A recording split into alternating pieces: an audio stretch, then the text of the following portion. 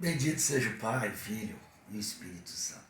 Querido, como você está? Espero que você esteja bem e crescendo em graça, crescendo em amor e fé, porque Jesus pagou um alto preço para nos restaurar, nos resgatar e nos preparar, né, para a sua vinda.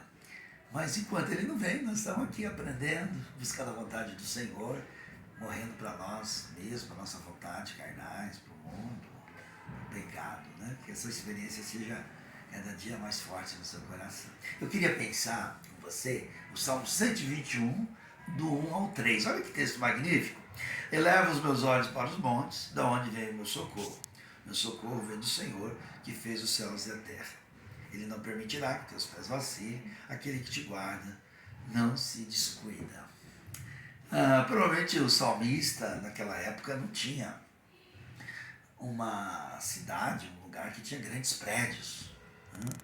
Não tinha algo assim, céus grandiosos, mas tinha sim as montanhas, o monte muito alto. E provavelmente ele viu algumas cidades sendo construídas nos montes ou na montanha, né? E talvez alguns intérpretes vai dizer que está abaixo da montanha aqui significava que havia muita sofrência, angústia, injustiça, talvez metaforicamente, né, a corruptibilidade da política, até mesmo da religião. Mas ele começa a entender que diante do caos, que o centro ali da cidade, ao seu redor, estava contaminado, estava sendo prejudicado, abalado, tomado pelo desespero, pela dor, pela angústia. E quantos que, dependendo do lugar, né, recentemente teve aí erupções, grandes vulcões, grandes tragédias, né, tremores. Então o mundo é marcado assim, né? Mas o que me faz olhar para esse texto é a necessidade de socorro do salmista. Então, ler os Salmos é você ser tomado dessa consciência divina e humana, das necessidades que a gente tem, né? E tem coisas que Deus vai usar, a medicina, pessoas, recursos, né, para nossa sobrevivência. Mas o texto mostra algo muito maior, que é o socorro e a intervenção do Senhor. Às vezes a gente olha para alguns objetos, alguns monumentos da sociedade, achando que aquilo pode dar socorro para nós. Contudo, o que a gente precisa mais é de esperança, de amor, de perdão, de salvação, que não vai estar nos monumentos desse mundo, não vai estar nos objetos de crença, vai estar em Cristo Jesus. Jesus é o nosso Senhor e Salvador, nosso socorro, e que vai capacitar a gente a ser liberto dessas terríveis algemas, laços, cadeias, situações, porque o ser humano ele vive com medo, né? Eu sempre falo que os dados da ciência, das pesquisas mostram que o brasileiro ele é um país que mais tem psicólogo no mundo, sabia? Mas é um dos maiores consumidores de ansiolíticos. Eu acho que a gente tem que se cuidar, a terapia ela ajuda um pouco, sem dúvida. Mas eu queria falar desse socorro que vem do Senhor, o socorro do acolhimento, da salvação, né? E ele vai dizer aqui, meu socorro vem do Senhor que fez os céus e a terra. Esse Deus que criou as grandes montanhas, criou os grandes mares, grandes oceanos, as grandes florestas, né? O universo tem uma beleza, tem uma grandeza, mas esse Deus que quer socorrer você do nosso medo, da nossa melancolia, do nosso pecado. E essa é a graça que a gente precisa para a gente não adoecer, não enlouquecer. E ele vai dizer que esse Deus não permitirá que teus pés vacilem. Que texto lindo, né? Porque muitas vezes a gente vai levando uma vida e a gente não dá conta. Eu já atendi pessoas que queriam parar com as drogas e que experimentaram pela graça de Deus. Mas tem pessoas que não conseguem. Por que será?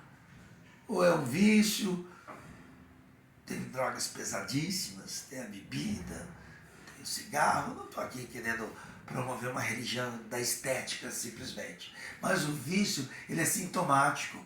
O vício é o ser humano em busca de algo para satisfazer a alma dele.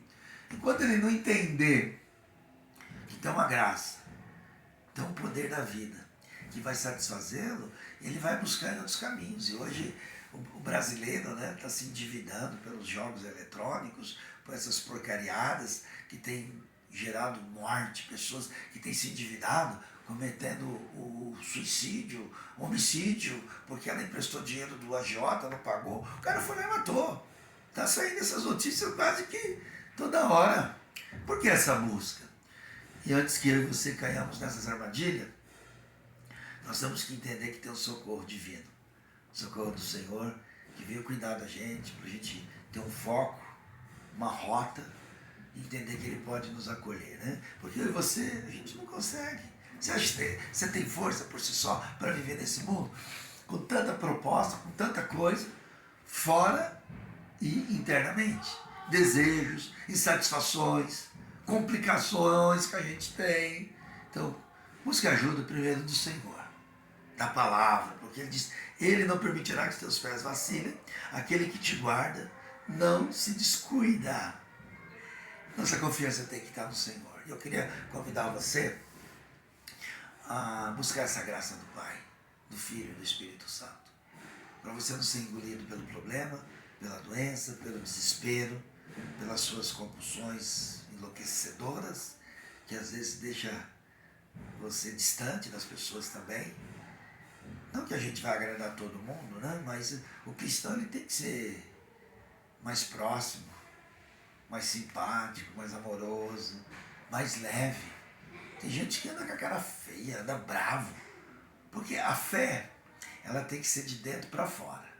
Tem que ser externalizada, né? Assim, vivenciada. Agora a gente quer viver uma vida do nosso jeito. A vida cristã é do jeito de Jesus. Por isso que Paulo diz, é Cristo vivendo em mim. Esse é o socorro de dentro para fora. E você vai poder, com a graça de Deus, com a obra da cruz, equilibrar.